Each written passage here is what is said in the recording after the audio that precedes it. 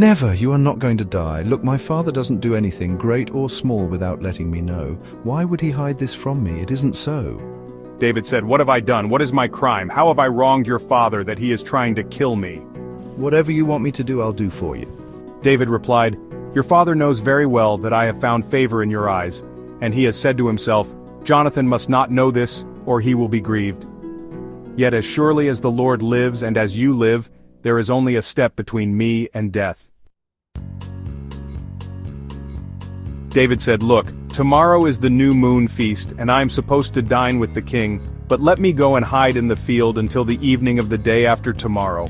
If your father misses me at all, tell him." David earnestly asked my permission to hurry to Bethlehem, his hometown, because an annual sacrifice is being made there for his whole clan. If he says, "Very well," then your servant is safe. But if he loses his temper, you can be sure that he is determined to harm me.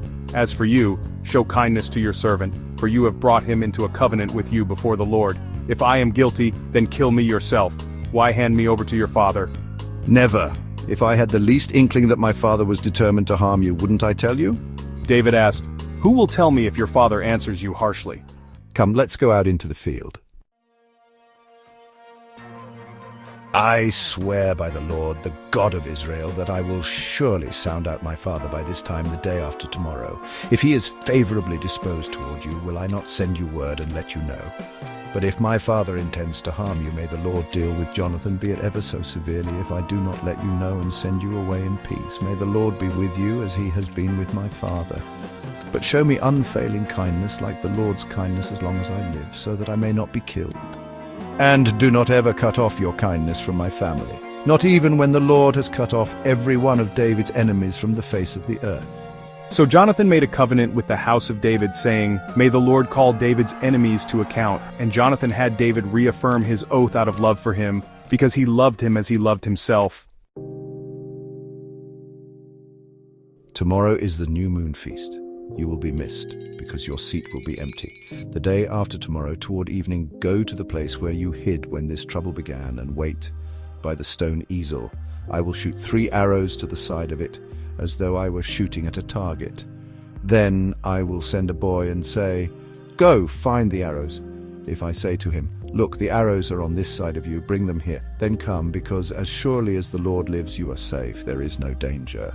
But if I say to the boy, "Look, the arrows are beyond you," then you must go, because the Lord has sent you away.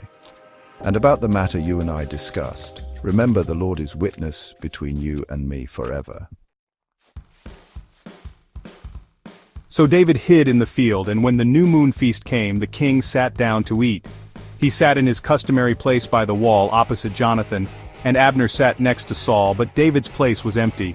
Saul said nothing that day, for he thought, "Something must have happened to David to make him ceremonially unclean. Surely he is unclean." But the next day, the second day of the month, David's place was empty again. Then Saul said to his son Jonathan, "Why hasn't the son of Jesse come to the meal either yesterday or today?" David earnestly asked me for permission to go to Bethlehem. He said, "Let me go, because our family is observing a sacrifice in the town, and my brother has ordered me to be there. If I have found favor in your eyes, let me get away to see my brothers." That is why he has not come to the king's table.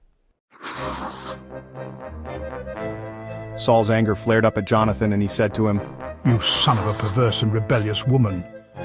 Don't I know that you have sided with the son of Jesse to your own shame, and to the shame of the mother who bore you? As long as the son of Jesse lives on this earth, neither you nor your kingdom will be established. Now send someone to bring him to me, for he must die." Why should he be put to death? What has he done? But Saul hurled his spear at him to kill him. Then Jonathan knew that his father intended to kill David. Jonathan got up from the table in fierce anger. On that second day of the feast he did not eat, because he was grieved at his father's shameful treatment of David. In the morning Jonathan went out to the field for his meeting with David. He had a small boy with him, and he said to the boy, "Run and find the arrows I shoot." As the boy ran, he shot an arrow beyond him. When the boy came to the place where Jonathan's arrow had fallen, Jonathan called out after him, "Isn't the arrow beyond you? Hurry, go quickly, don't stop." The boy picked up the arrow and returned to his master. The boy knew nothing about all this, only Jonathan and David knew. Then Jonathan gave his weapons to the boy and said, "Go carry them back to town." After the boy had gone, David got up from the south side of the stone and bowed down before Jonathan 3 times, with his face to the ground. Then they kissed each other and wept together, but David wept the most. Jonathan said to David, Go in peace, for we have sworn friendship with each other in the name of the Lord, saying, The Lord is witness between you and me, and between your descendants and my descendants forever. Then David left and Jonathan went back to the town.